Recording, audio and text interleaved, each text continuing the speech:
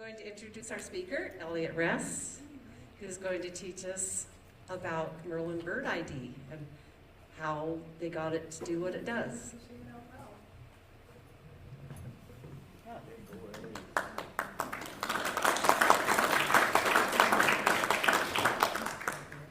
Hi, everybody.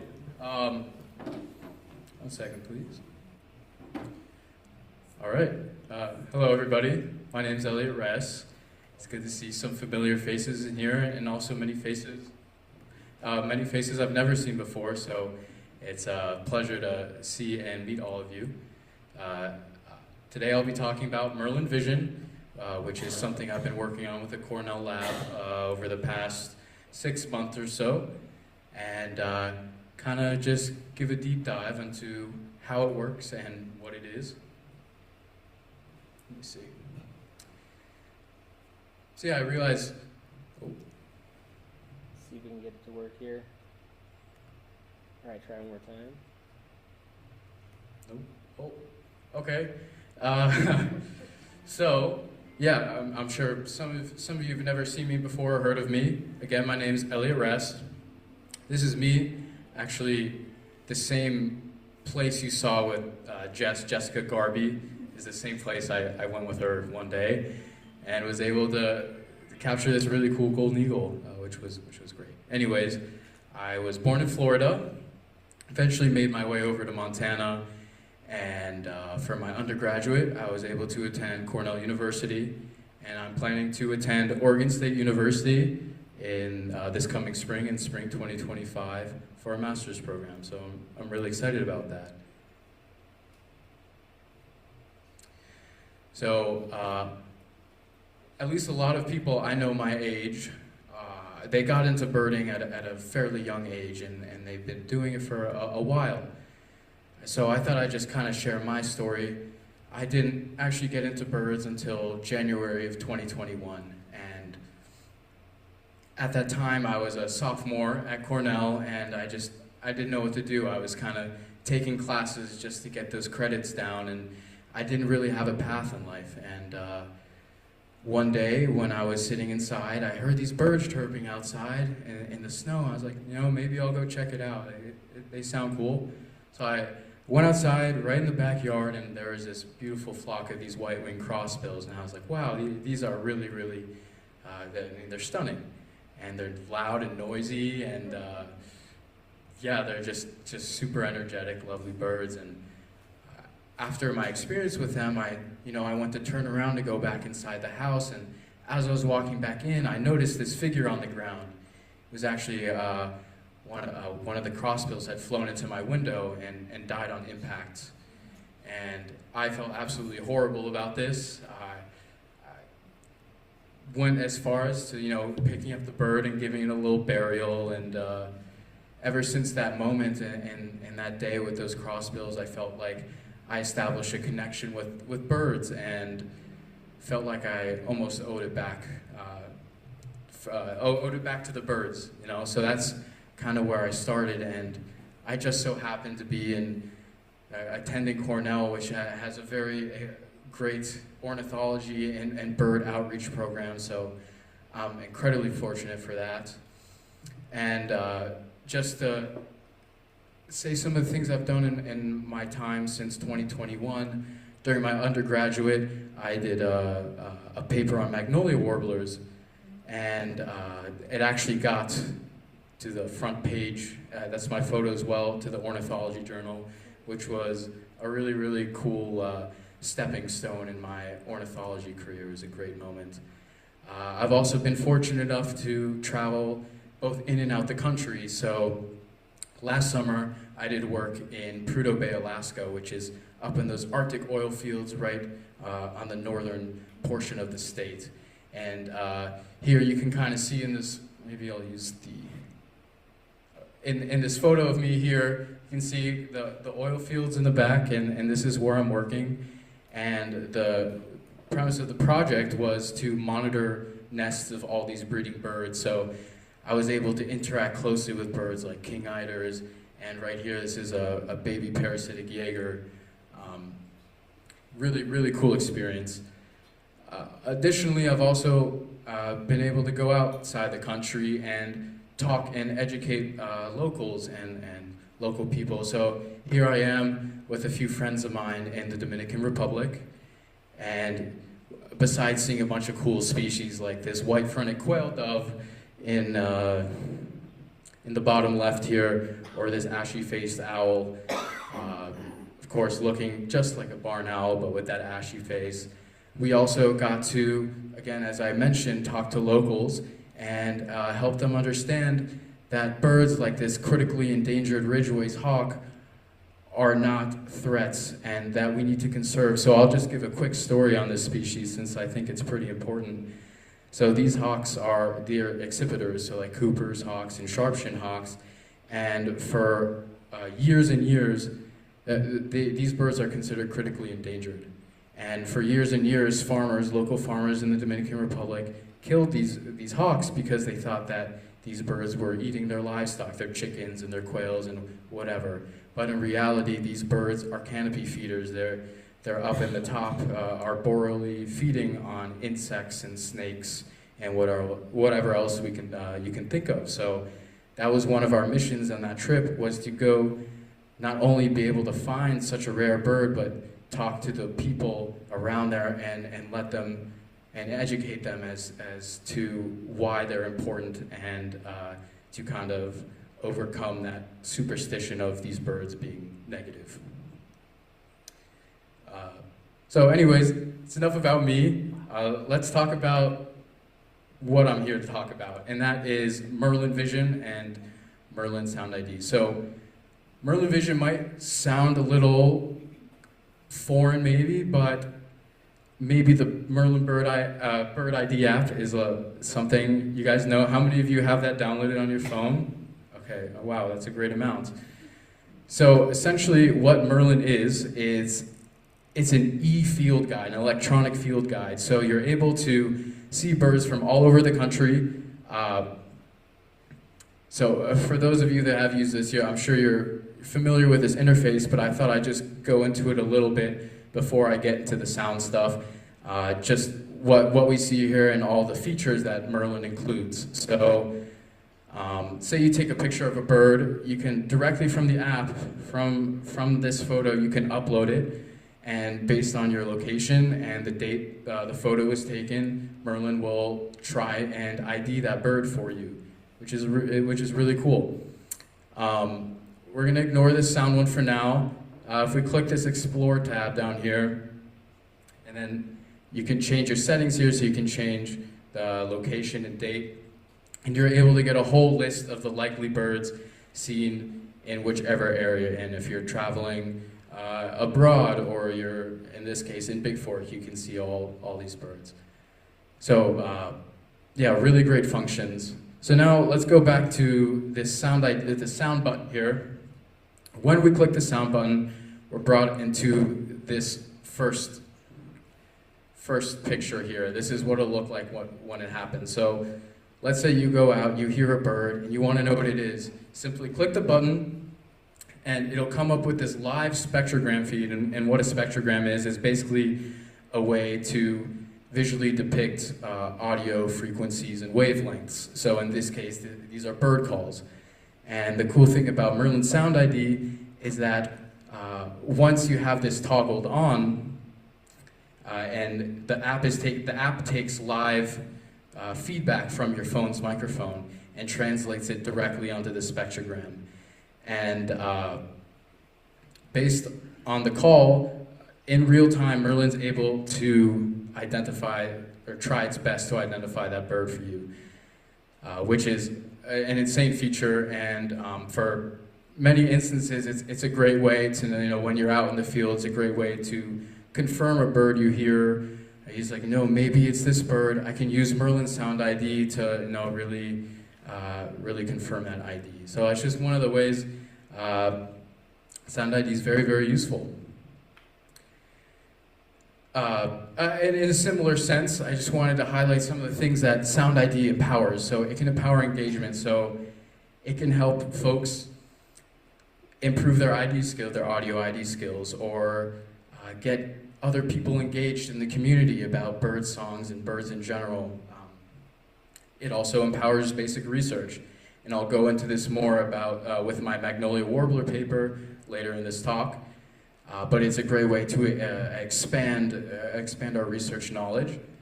And as well, it helps empower conservation. And I'll talk about this later as well, but in regards to acoustic monitoring efforts or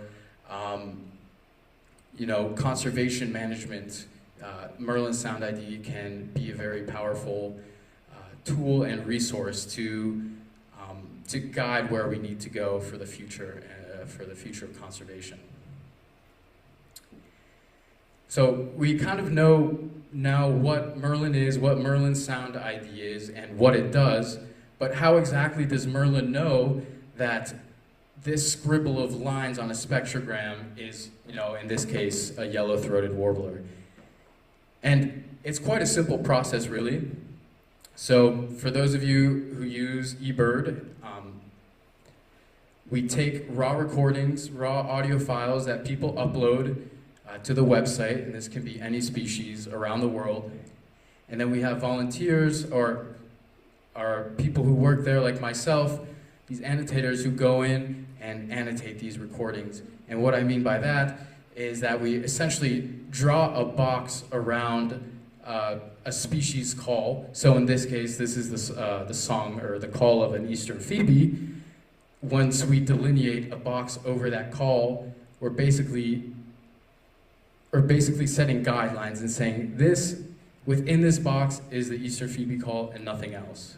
So once these boxes are annotated, it's brought through the machine learning process, all the AI and computer science aspects, and once passed through this machine learning, Merlin Sound ID is then able to give you a better, or try its best to give you its what species it thinks it is calling. That's just a very basic timeline of what happens. I'll go into that a little bit more. But I wanted to talk a little bit more about what annotations actually are. So annotations are essentially boxes within a spectrogram here. So if we just look at this picture, within this we have some calls. And annotations are a mixture of time. So on this x-axis here in seconds, we have a mixture of time, frequency on the y-axis. So in this case, our unit of measure is in kilohertz. And also identification, which is the call and what the bird is. So annotations are a sum of all these things. So just as a quick example here, these calls boxed in red are from this Chiefy vireo.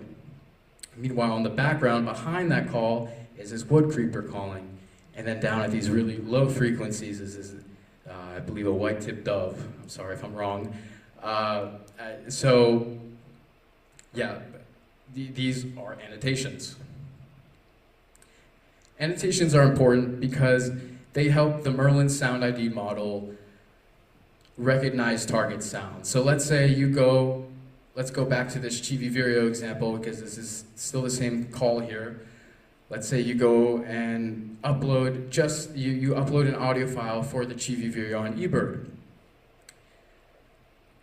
Annotations are important because they let the Sound ID model know that this is what we want to know. This is what we want to teach the model and ensure that we have more information for us, so therefore we get better results in the Merlin Sound ID output. And it's also important not only to box the target sounds, but also to annotate other bird sounds. So going back to this dove at the low frequencies. And it's important to box other bird sounds because if we didn't, and we just let it play, then Merlin, the Sound ID model, would think that there's actually nothing here or that this sound isn't a bird. And we want to make sure that we do that. You can also do this with, we also do this with ambient environmental noise. So let's say, for instance, this blue box where there's no songs, no calls, nothing. Let's say that box was completely gone. And instead of having two separate boxes for the Chivi vireos, if we put one whole box around these calls, then Merlin will think that in this gray space between those calls that something's happening there, and we don't want that to happen. Because then every time Merlin hears a Chivi vireo, it'll think it's expecting some sort of space in between, when in reality, these are calls separated by a matter of multiple seconds. So for those of you who have used Merlin, the Sound ID feature, a couple of times, may have noticed, sometimes you hear this bird and you go to use the app and it's just not coming up. I know it happens to me quite a bit, but sometimes this happens because maybe there's something faulty with the microphone, or the bird's very far away, or there are very high noise levels. These are definitely things that can happen, but it's also because some species are just harder for Merlin to recognize. And I'm going to go into this really quickly here. So let's take a bird that Merlin knows well first. And this is an eastern whippoorwill. Hold on that for now, thank you. Let's take a look at this curve here. I'm going to explain this as simply as possible. I don't like the graphs. So we have here on the y-axis precision. Precision is on the scale from 0 to 1 here, and it deals with the quality and repeatability of a call, the quality and repeatability. And on the x-axis, we have recall. Recall deals with the quantity of calls. So again, precision is quality and repeatability, and recall is quantity. So for a bird like the eastern whippoorwill, Jake, if you would please click that button. It's a very repetitive call, and there's barely any variation, not only in this single bird's call, but between birds as well. Maybe there might be some minute differences in frequencies, but overall these songs are repetitive and they are repeatable. So because this call is so repeatable, as we collect more data, or in other words, as we box more calls, we annotate more calls for the whippoorwill, the curve will stay really, really high like this, above, if we see in this threshold here, these quadrants, in that top right quadrant is a really good spot that we aim to have these calls in for the Merlin Sound ID model. Anyways, as I was saying, as we collect more data for the whippoorwill, as we annotate more whippoorwill calls, this curve will keep a high precision and recall. Essentially, there's a large number of high-quality data for the whippoorwill. And then on the other side of things, we look at a bird like a northern mockingbird, which is a mimic. These birds, they take calls from other birds, songs and calls, and they incorporate it into their own repertoire.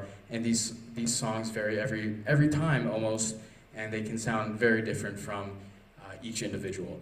So in this case, because the calls are varied, well, they're not repeatable, and the more data we collect, the more annotations we make for northern mockingbirds, the less precise the data will be, since every time this bird calls, it's a different sequence, it's varied. As we can see, this translates, you can see it here in this graph. It's just a pure negative relationship as compared to this nice curve we see in the whippoorwill. Play the call of the mockingbird if you want. So yeah, just a bunch of different melodic phrases, and it steals other calls. I don't know, maybe you've seen it here with the blue jays or Stellar's jays with the red-tailed hawk calls, imitations. It's the same jazz, but yeah, very fun bird. Does that make sense? Mm-hmm. Okay, great. I also just wanted to depict this in a different way with a scatter plot. So each one of these dots here represents a different species. And as I was saying earlier, these dotted lines going down both the X and Y axis create quadrants. And it's at this point in the middle that this is where we strive to have most of our birds at for the best outcomes, the best predictions for the Merlin Sound ID model at this high precision and recall rate. So if we could go, oh, I could do that. If we go back a slide, we can see that the dot for the whippoorwill is in that, as I was saying earlier, in that top right quadrant. Now these are color coded. So this is green. I'm so sorry, it's a little faded here, but this is a nice green, yellow in the top left quadrant, orange here, and red. So as we saw, yeah, whippoorwill's up here, and as you'd predict, the mockingbird is all the way at the bottom here. You can see again with a precision rate of 63% and a recall rate of 28%. So I wanted to share this because sometimes the app can seem faulty and it's annoying for me as well, but I think it's important to say because sometimes it can be hard to help the machines learn, essentially, because birds are different and they're one of a kind. So yeah, that was about. Now we know why, now we know the how, we know the science behind Merlin Sound ID and MerlinVision. I thought it would be pretty cool to actually annotate an audio file ourselves on the Merlin website. So Jake, if you don't mind going there, I'm actually going to transition over to the laptop just so I can show everybody.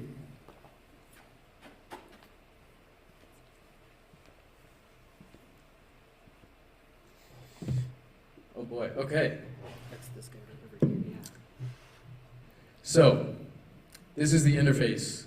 It might look complicated, but it's really not bad.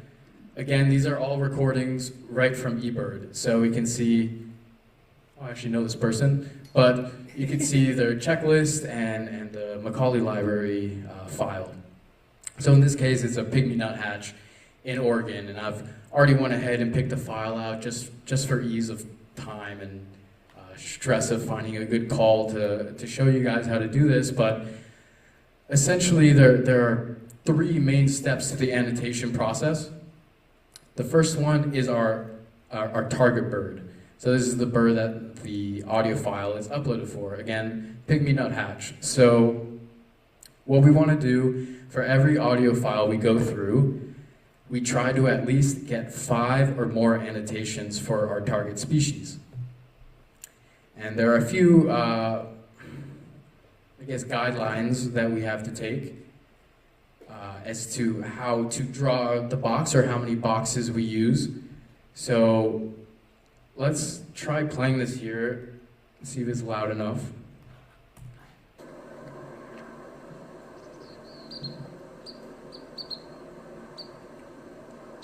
So these little short chip calls, or however you want to say, these are our pygmy nuthatches. So let's actually go ahead and annotate one of these calls. So when calls are in a sequence like this, like close together, and they're less than a second apart, if we see up here, here's the frequency levels on the y-axis and time on the x.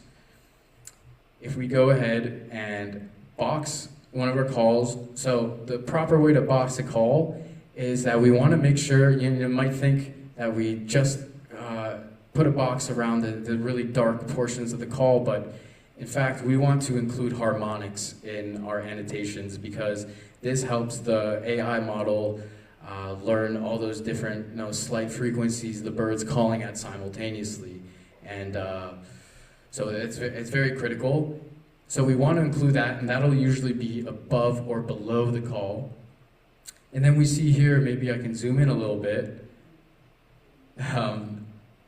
After these short calls, we see these like this dark gray space, but not as dark as the call, and that's echo, and we don't want echo. So let's go ahead and make our first box. Very simple. go up here, make sure our X and Y are nice and tight along the call, and all we do is draw a box, and then we look at where the bottom of the call is, make sure we don't include that echo, and voila, there's your first box. Now, the way we do it, if a call is more than 1 second apart, we put that in its own box.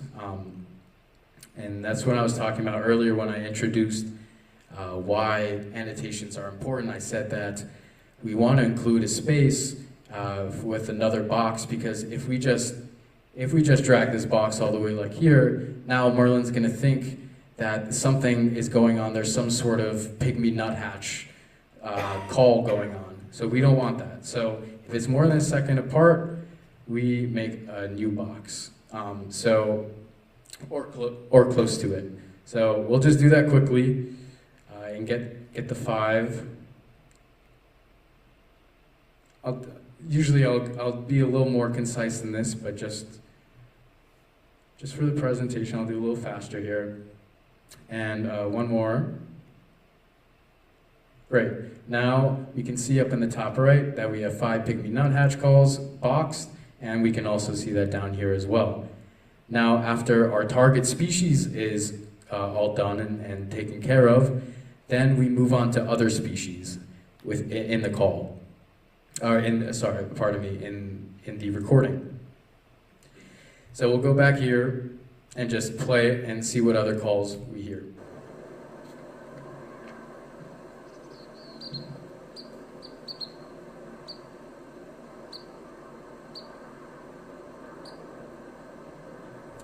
Right, so we have this, and anyone know what that is? Anyone want to shout it out, what they think that this song is? I'll play it again. Yes, Mountain Chickadee. So the guidelines for drawing annotations for other species that aren't our target species is that we want to have a 3-second threshold before based off our first annotation.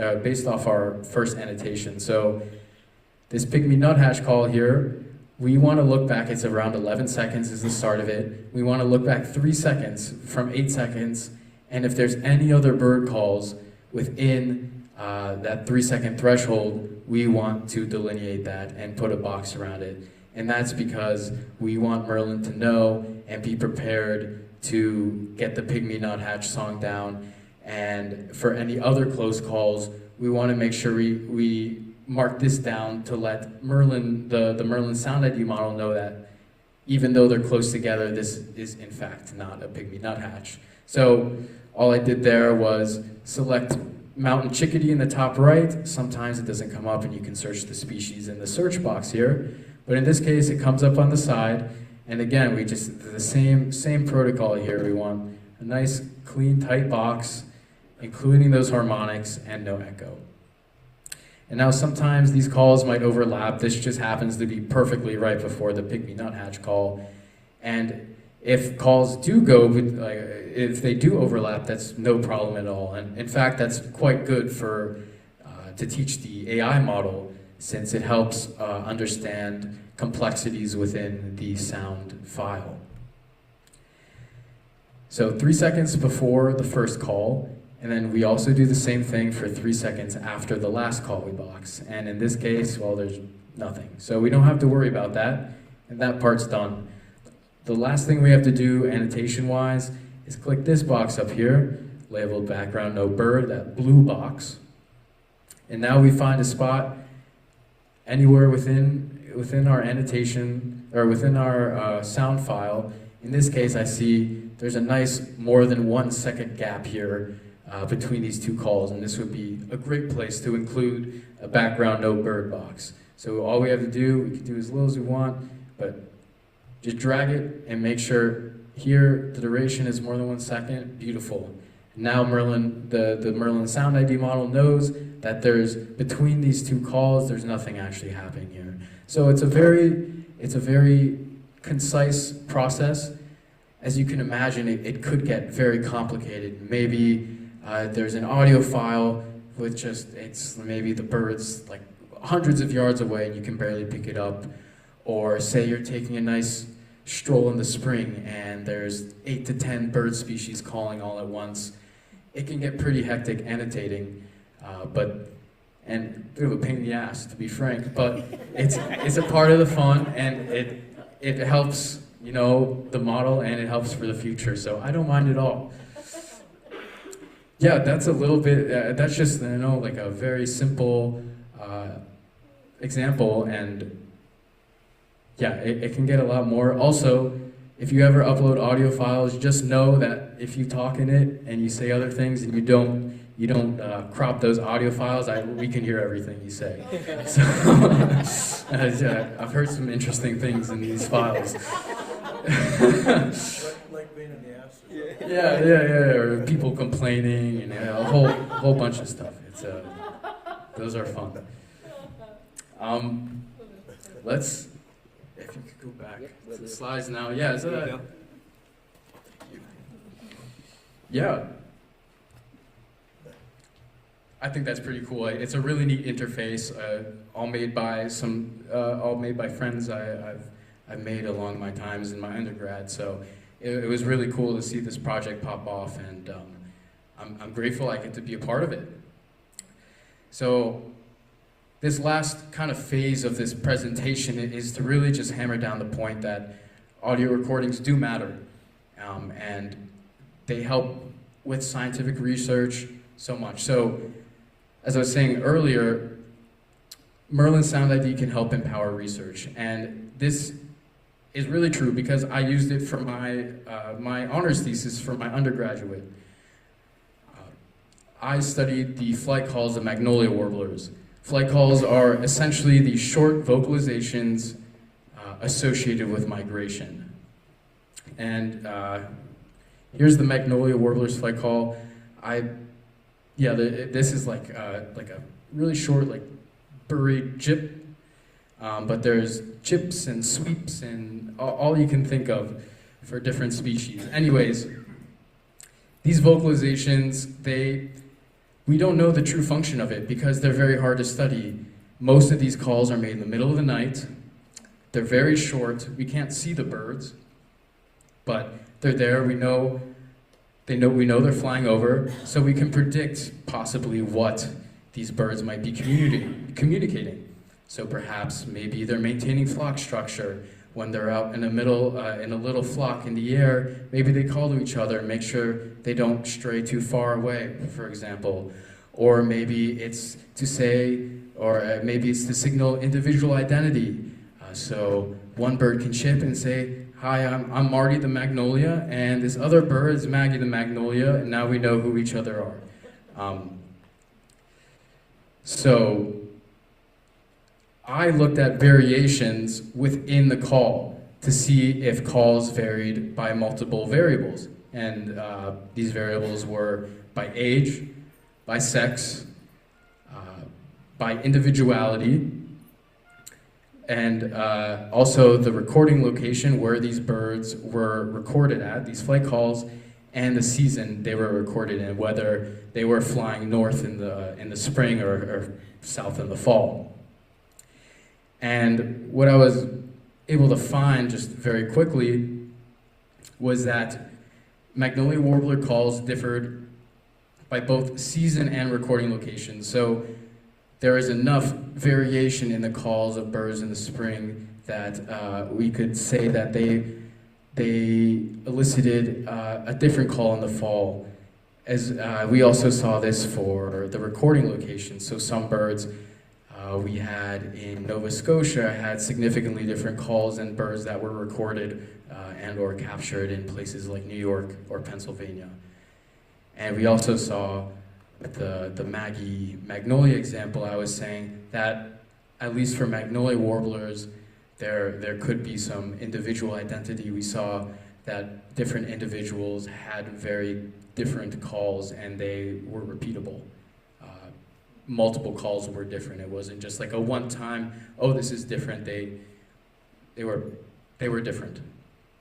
My point with this slide is to say that I couldn't have done a lot of this research without the audio recordings I was able to obtain. And some of these recordings were even from Macaulay Library. So Merlin Sound ID helps improve research. It also helps with conservation. And I thought I'd just give 2 quick examples. So one branch you could go down with conservation is with, is with acoustic monitoring. So an example we can think of is with the red crossbill and the Cassia crossbill. These were once considered the same species, the red crossbill, and one of the ways they were able to find out that this was a different species was through close analyzation of their calls. Another one I can think of at the top of my head is in the Amazon and the Amazon River Islands. So within that whole ecosystem of the Amazon, based on water levels and erosion rates, pieces of land can be split into islands or vice versa. And we see birds that were once on the same patch of land be completely split, become completely different species once they're split by a little island, a natural island that was made with the water currents and tides. Another branch we could look at is with conservation decision making, and there are so many examples, but I thought I'd do maybe a little more of a Montana one for purposes here today. So let's say you go outside, it's a nice chilly spring morning, and you hear the Sprague's pipit calling in a spot that you've never heard or seen it before. It's never been documented there. So you go ahead, you take an audio recording of it, and you send it to the right people, you put it on eBird, and now we know that this bird that's losing habitat, I mean, these grassland birds are absolutely doing horribly nowadays due to habitat loss. And so if we know that that bird's there, it's a new bird, and it's a threatened bird, and we know that it's a potential area to breed, we can then direct our efforts towards, conserving that plot of land that the pipit has decided to sing in.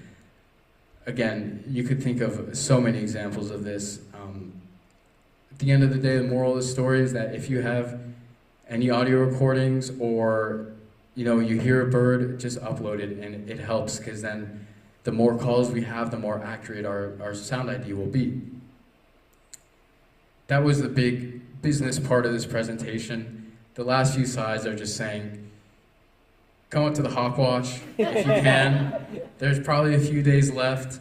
If you can make the hike up. I mean, I'm one of the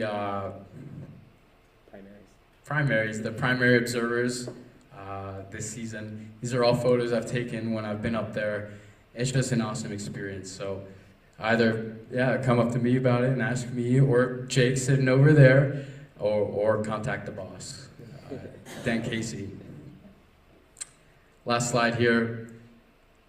If you want to contribute, we need people.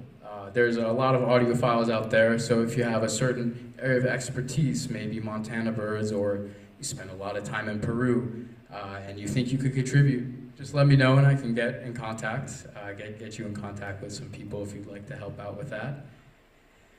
Again, thank you everybody for being here. I wasn't expecting to be here. It kind of came out of the blue. So I'm very grateful for it. So thank you to the whole society as a whole, and to the people at Merlin and back at Cornell. My life changed completely once I got into birds, and I am so excited to see where I end up in a few years, and I'm enjoying every moment. If you'd like to contact me, if you have Facebook or Instagram, or want to contact me via email about anything, I also have my website on here. Just go ahead and scan this QR code. I post all my photos up on there, so it's fun. I guess it's time to open it up to some questions, if there are any. But again, thank you all for being here. Yes. Sure. May I ask your name? Mary. Mary. Pleasure. Do you have any idea how many sound recordings, exist right now on Merlin app? Oh, I do not know how many total. Millions, multiple millions. 8, good amount. So the second question is, I've used it a lot, and I've noticed that the recordings that pick up on my app date back a long time ago. And does that mean they were all re-annotated to bring them up to what you needed? Or are they just sure-file sound recordings that didn't need the annotation, or were they doing it back then? Are you talking about a recording you made yourself or within the app? That are in the app. The ones that are in the app are just good example, like very clean examples with not much background noise, just for the sake of the listener to get in the field. Like in the 50s? Yeah, even Yeah. even some in the 50s. Yep. Some species, some really rare species, only have a couple recordings ever, and some of those can date back to the 40s, 30s, you name it. So the ones that are on the app are just the ones that are the best examples? Right? Correct. But the identification was based on lots of them. Correct. All the audio files uploaded for that species. Yeah. Yeah, then. For some of the mockingbirds and thrashers and things like that, is repeated examples sent to you help eventually get to the point where they can, the repetition doesn't help? Yeah, it does. So it's kind of like a tricky thing because, as I said earlier, since these calls are so different, the more calls we have, the less certain that the sound ID is able to accurately identify that as a mockingbird. But at the same time, once we have like millions and millions of files for it, the AI will be able to pick up that there are some differences or some similarities. So some of the songs, they may incorporate some of the same chip calls, some of these warbling calls, but they can also include different species calls. Basically what I'm trying to say is the calls are similar in some ways and that they make the same sounds, but they can be in different orders because the mockingbirds really just sing whatever they want. So that's a great question, and one I was thinking about a lot because it sort of contradicts itself in a way, but that is to the best of my knowledge, but I'd love to learn more about that. One of the things I noticed a couple times is that a lot of times the ID does not pick up stuff that's like right next to me, like really close. Yeah, I know. It's very frustrating. It happens a lot to me as well. Sometimes I've noticed, I don't actually know the specifics, I need to ask about that, but I know for one thing is that if you don't have cell service, a few things. One, if you don't have cell service, Sound ID then doesn't know your location, so it takes the audio ID for all birds around the world, and it can get pretty confused sometimes. That's one. I was in Yakutat in Alaska, so Okay. that's something to do with it, probably. Yeah, perhaps, yes. Anybody else? Yes. I'm curious if you have like a musical background or what just drew you to annotating? I do have a sort of a musical background. My father there was a musician in that gray hoodie. And I grew up listening to a lot of great tunes. But my work with this actually has nothing to do with any music background. It's just another, I thought it was a really cool way to contribute in a different way, and another thing I can add into my arsenal, And I have a lot of fun. It's a lot of fun. So I have a couple statements to ask questions. But the first one is, when you're using Sound ID, it is important to be as quiet as possible, and that has to do with how your phone's microphone works. So even shuffling clothing, zippers, all that kind of stuff, because it's really close. So it'll basically make everything further away much quieter. So just from a quality standpoint, you want to make sure that you and your compatriots are not talking at all, is one thing. The second thing is make sure that you delete old sound recordings on your phone, because they do take up a lot of space. And this gets me to the next one, though, is that just a little gap is that when I record on my phone, that stays on my phone. That's not getting submitted to Cornell. Can you go through the process of like this year I had a white-crowned sparrow doing an unfamiliar call that was unrecognized, and then I ended up getting that to Cornell. Can you go through the process of actually getting a bird call to the library? Sure, of course. So yeah, as Jake mentioned, when you record, it's all in the app. And once you're done with recording, it doesn't automatically upload to the eBird database. You'd actually have to go in, if you don't have an eBird account, you'd have to make an eBird account and a checklist, and then upload the files on there. It doesn't, you can't upload a file straight from the app, which hopefully one day would be really cool to do. But I think one of the purposes of that is to kind of add a layer of security and make sure the person's actually like a proper birder, or maybe not a proper birder, but they're not putting out faulty information. But there's a process on Cornell, on the eBird website on doing so, where you actually share the file and you can save it, and then they do have some requirements that are some guidelines to help you do that better. But that is one thing. So just recording on your phone, and then if you cuss or you start bad mouthing Cornell or the machine learning, but that doesn't actually get automatically uploaded. There is a step here to go ahead and get it to contribute, but it's definitely something if you have a good recording, especially. It's free. Yeah.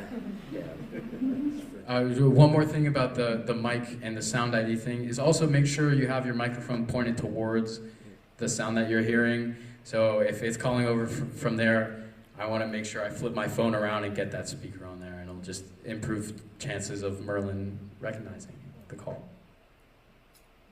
Yes? Yeah, I have 2 questions. The first is, if you have millions of sound recordings, how many people do you have annotating? I think at the moment we only have a couple hundred maybe, and even at that, it's more of like a side gig. There's not people who, their whole sole job is to do these annotations. It's more of people who are well known in the community. They know their stuff. Of course, most of these people who are annotators are in the U.S., but we also have people from all over the world as well. Well, the other question I had was that you're interested to see where this takes you. What are you planning to focus your master's on? That's an excellent question. The way Oregon State does it is I actually have to take some prerequisite classes first. I'm technically sort of in the program, but I have to take classes first, and then I'm able to start my research. So I'm taking a little bit more time to figure out what I want to do, but best case scenario would be studying some bird in the Philippines, because I love the Philippines, or I also really admire black rosy finches, and I know some people that are doing work with these the species, so it would be awesome to be a part of that as well. Great. Thank you all again so much. Yeah, thank you.